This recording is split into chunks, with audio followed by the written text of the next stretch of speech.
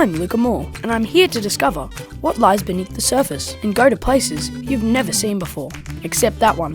That's a no-go area. This series will take you on a tour of Nudgee College that you won't find on any open day. With the help of Nudgee's archive guru, John Sayre, I'm here to shine a spotlight on the Hidden Nudgee. It has sheltered keen Nudgee supporters for almost 100 years.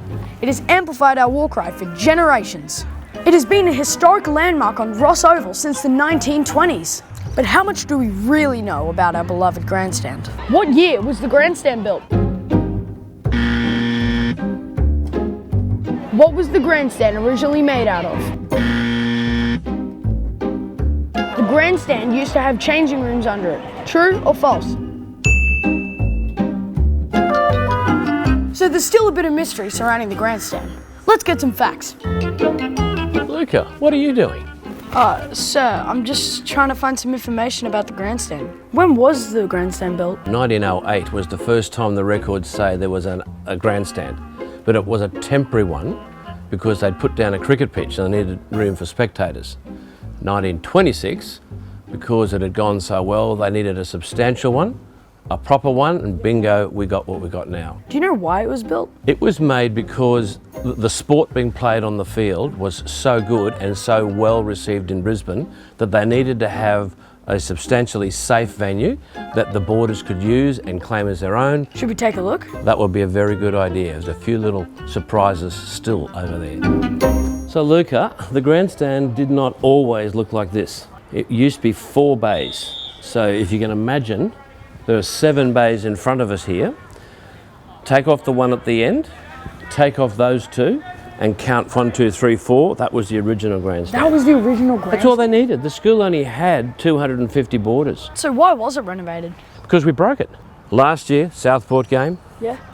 you blokes broke the grandstand. Oh yeah. It had wood rot in it. The timber was not structurally sound. It just needed to be fixed. It wasn't safe. Sir, I'm dying to go in, can we? Mate, I've got the key. I reckon it'd be a great idea. Okay, come on in, mate.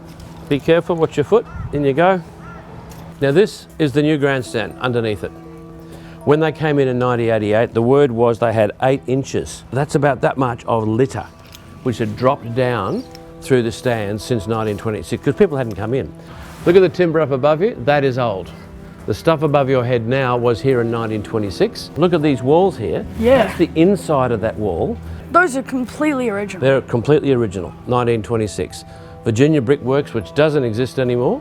When we came in to do the renovations, there was plenty of graffiti. Oh yeah. And some of the old boys was pretty chuffed to see that their name was still there, and some pretty famous Nudgee names. We're going to do a bit of a project in here. In that wall there, we're going to have 30 photos showing a pictorial timeline of the grandstand on tempered glass. We've had 65 teams win premierships on this paddock.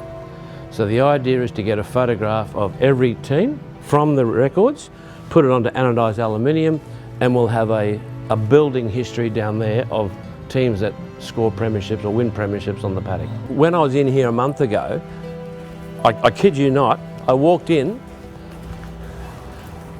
and it was sitting just up like that. So it's dropped through from the top. Now, back in the day, the very first time it was cleaned out, lots and lots of coins. So you're meaning to say that if I went under here on the next first 15 game at Ross, I can make some coin? Great to hear that you're listening. You are spot on. Oh my gosh. Oh my gosh. Yeah. I'm gonna be rich. Next time on the Hidden Nudgee. There's a tree with burn marks, so that could be where we're heading.